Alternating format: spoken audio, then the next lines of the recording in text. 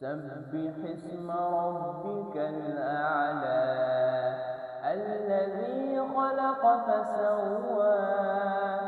والذي قدر فهدى والذي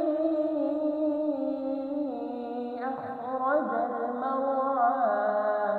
فجعله غثاء أحوى سنقرئك فلا تنسى إلا ما شاء الله إنه يعلم الجهر وما يخفى ونيسرك لليسرى فذكر إن نفعت الذكرى سيذكر من يخشى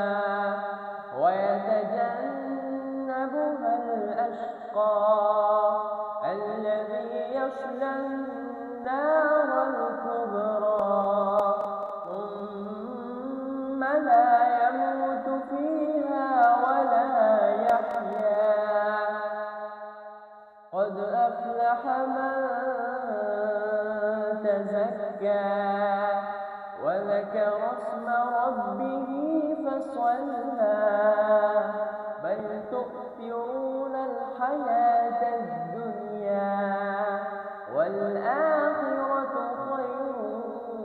وأبقى إن هذا لفي الصحف الأولى صحف إبراهيم وموسى